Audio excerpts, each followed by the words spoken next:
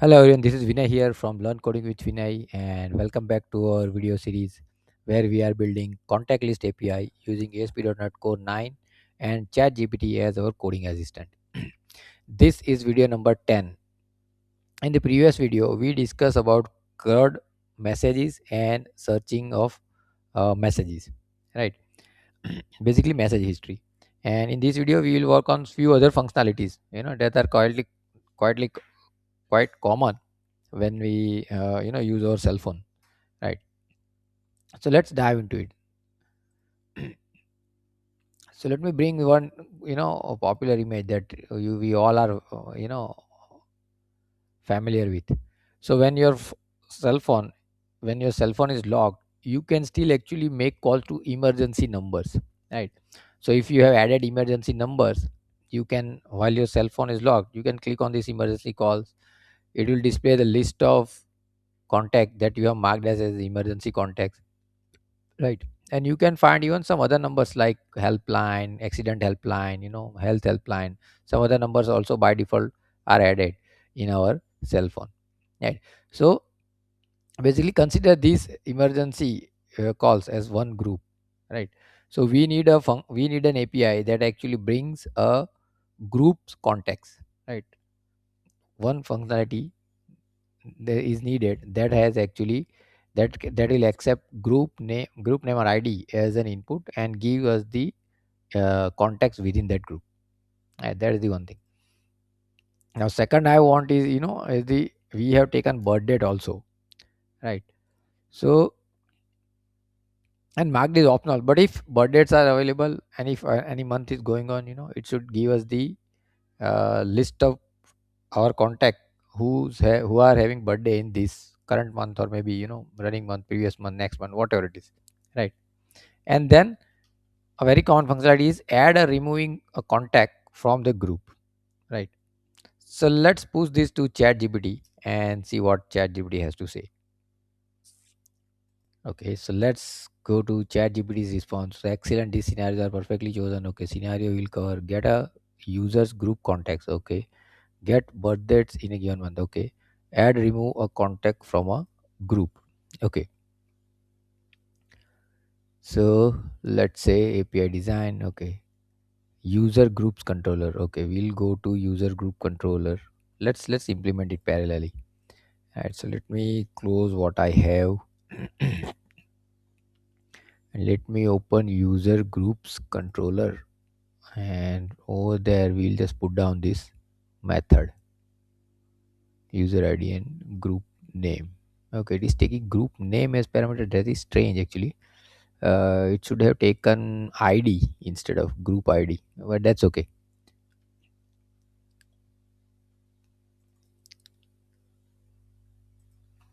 So I'll go to, and let's copy this one method from here and we'll paste it over here. So we are into the groups controller. Okay, and have copy pasted the method.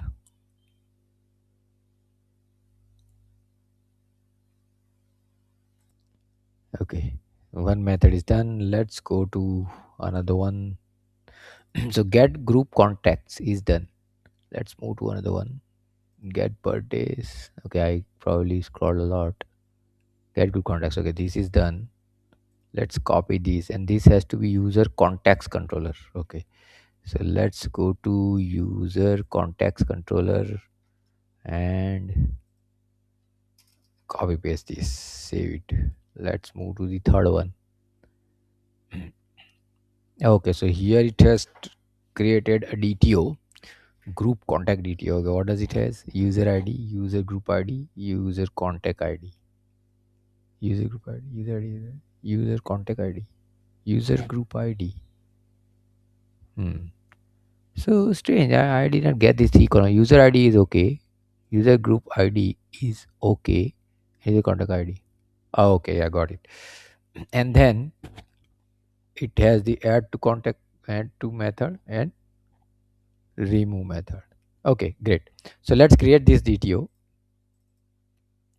Group contact DTO. We'll go here, right click,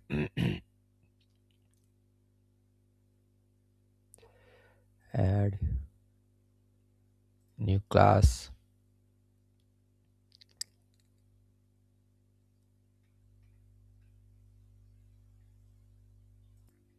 Let's create this DTO and let's have the required code in properties. Say control A, control V. Let's change these to contact list API. Save it, close it, and let's move to the next step.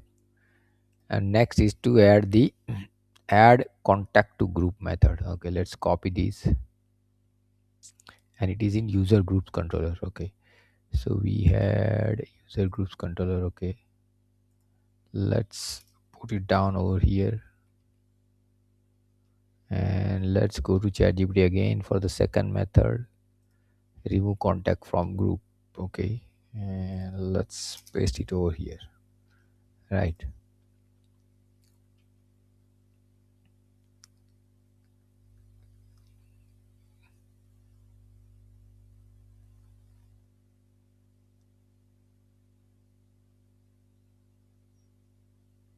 Okay, so I think the required code is done. Let's go ahead and run this.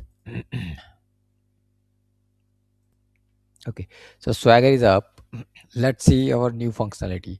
So let's go to ChatGPT first and let's test this get group contacts. Okay, so we'll have to pass user ID and group name, and it is in user group controllers. Okay, so let's go to user groups. Okay, remove contact, no, user group name contacts. Okay, so let's expand this.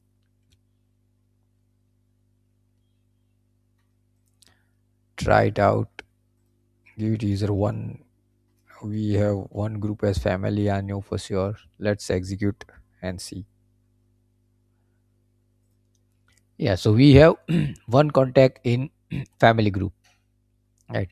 Let's see what do we have in another one. I think what is the another group I have. Let me see. Let's say office. What do we have? Let's see. Office, let's say. Okay, so we have one contact in office also, right? We ideally have two contact only at this moment, right? That's why. And let's try to see close friends. It should result in nothing. So basically blank array. Oh, we do have in close friend. Oh, we have one in close friend also. Okay, excellent. Let me try some random name. Execute. So we don't have anything. It couldn't found the group. So this is working fine, right? So basically, so this is a scenario where one can consider that someone wants to get the emergency contact list, right? So there should be an emergency group.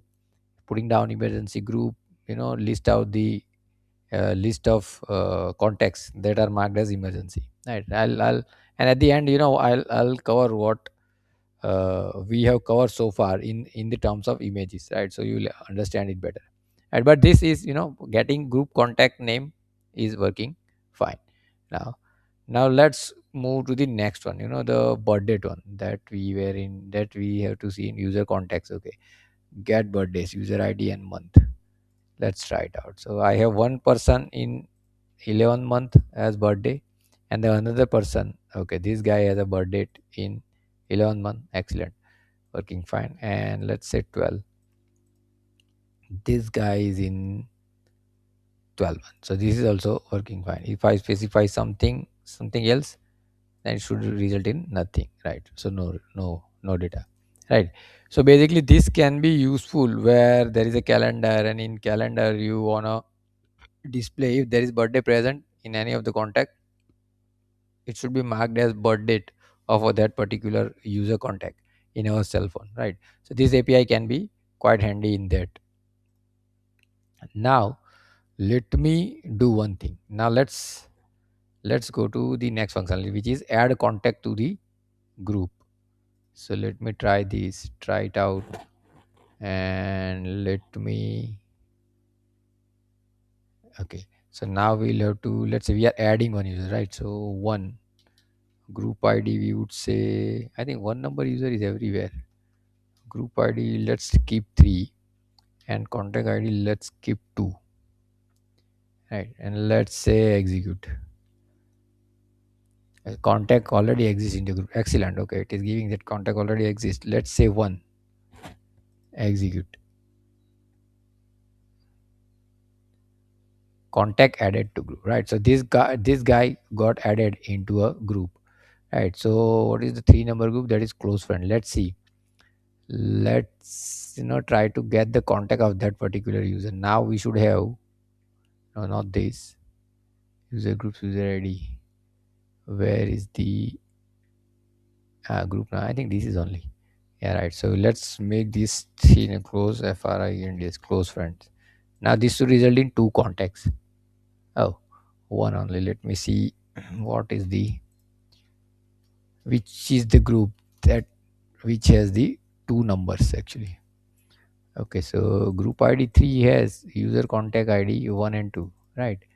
Yeah, user group ID. So what is this? Maybe I'll have to write the exact name. Actually, the input of this particular input should be a group ID, not the name. Okay, although it is resulting in 1 only. Let me quickly check. Okay, I think I got it. I think I was entering for close friend. Yeah. No, close friend is group ID 1. Okay, so let me again go ahead and here. So for group ID 1, we have only one new contact ID. For 2, we have 1. For 3, we have one. Okay, so which is the third contact, third number group? That is actually office, not the close friend. So let me copy paste it over here. Let's say execute, and now we have 2 contact names. So I was using the wrong combination actually. User ID was correct, but the group name to which I added 2 contacts, which was not correct. I thought it was close friend, but it was office, right?